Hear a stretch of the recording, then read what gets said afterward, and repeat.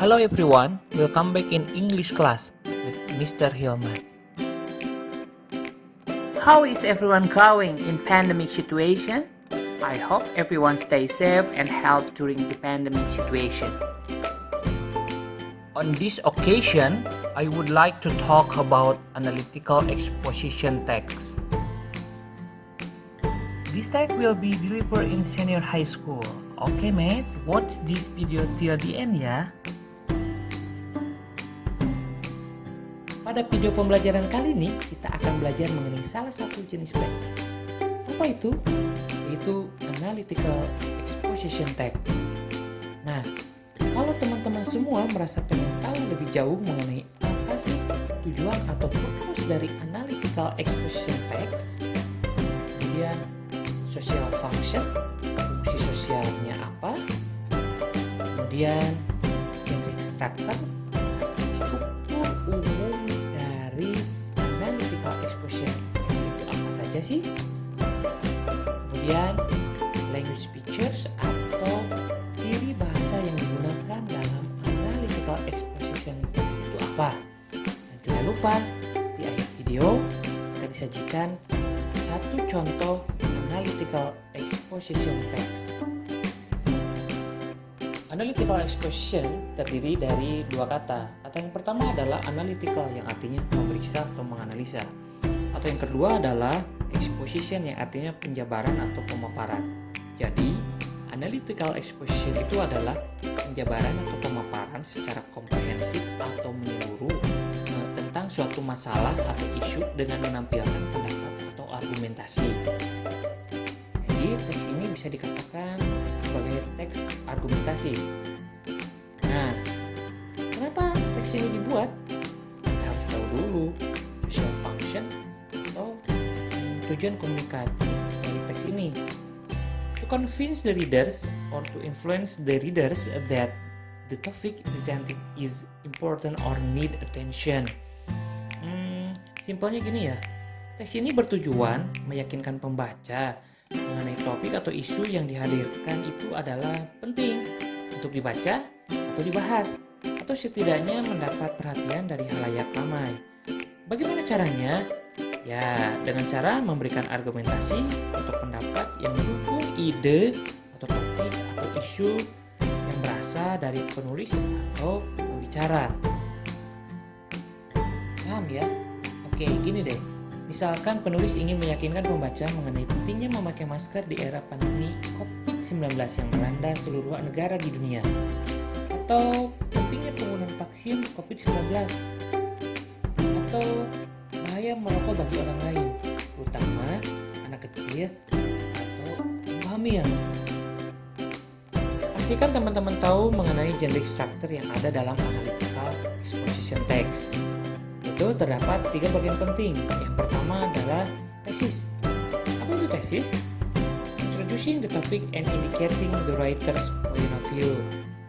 Dalam tesis itu menghadirkan atau menyajikan sebuah topik atau isu yang hits atau kekinian yang berdasarkan dari sudut pandang penulis atau pembicara.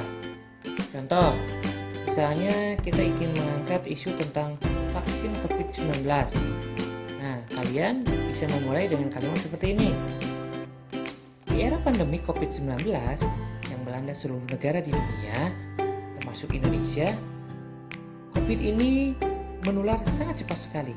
Tidak mengenal usia, maka kita harus melakukan 5M. Memakai masker, mencuci tangan, menjaga jarak, menjauhi kerumunan, dan membatasi mobilitas. Nah, penggunaan vaksin ini sangat penting untuk mencegah laju penyebaran COVID-19. Berikut ini akan saya paparkan pentingnya penggunaan vaksin COVID-19. Nah, itu salah satu contoh dari tesis. Yang kedua adalah argument. Apa itu argument? Elaborate the argument to support the writer position. Yang artinya adalah mengelaborasikan pendapat untuk mensupport posisi dari penulis dengan cara memberikan contoh, fakta, atau bukti konkret. Dan yang ketiga adalah reiteration. Apa itu reiteration? Restating the writer's point of view. maksudnya menyatakan kembali sudut pandang penulis atau memperkuat tesis. Simpelnya, mengulangan kembali apa yang ada di tesis statement dengan sedikit bahasa yang berbeda, dan bisa menggunakan frase from the page above, I personally believe, dan iterate in my conclusion. Nah, itu adalah frase-frase yang digunakan dalam recitation. Sampai di sini paham ya? Nah, selanjutnya adalah ciri-ciri atau unsur kebahasaan yang digunakan dalam analytical exposition text, atau nama lainnya adalah language features. Yang pertama adalah using simple present tense. Maksudnya teks ini selalu menggunakan simple present tense, dan saya yakin teman-teman sudah paham mengenai present tense. Yang kedua adalah using internal conjunction. Teks ini menggunakan kata penghubung internal dengan menggunakan kata-kata beside, beside that, in condition, moreover, and etc. Dan yang terakhir adalah using casual conjunction. Teks ini menggunakan kata penghubung casual atau sebab akibat dengan menggunakan kata-kata because, since, because of, and etc. Agar lebih jelas, teman-teman bisa menonton contoh analytical exposition text.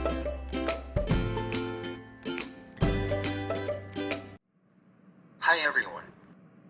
On this occasion, I would like to talk about smoking habits among people.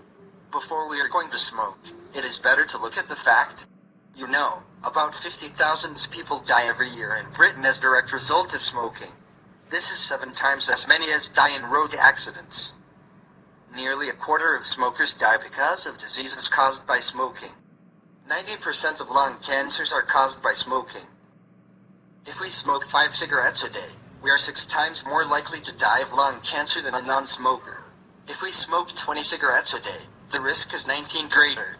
95% of people who suffer of bronchitis are people who are smoking. Smokers are 2.5 times more likely to die of heart disease than non-smokers. Additionally, children of smoker are more likely to develop bronchitis and pneumonia.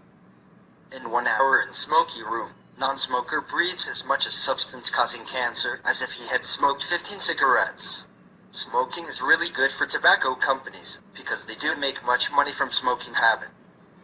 Smoking, however, is not good for everybody else. So, do you still want to smoke? Oke teman-teman, kita ulang sekali lagi. Hi everyone. On this occasion, I would like to talk about smoking habits among people. Before we are going to smoke, it is better to look at the fact. You know, about 50,000 people die every year in Britain as direct result of smoking. This is 7 times as many as die in road accidents. Nearly a quarter of smokers die because of diseases caused by smoking. 90% of lung cancers are caused by smoking. If we smoke 5 cigarettes a day, we are 6 times more likely to die of lung cancer than a non-smoker.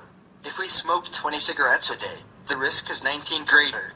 95% of people who suffer of bronchitis are people who are smoking.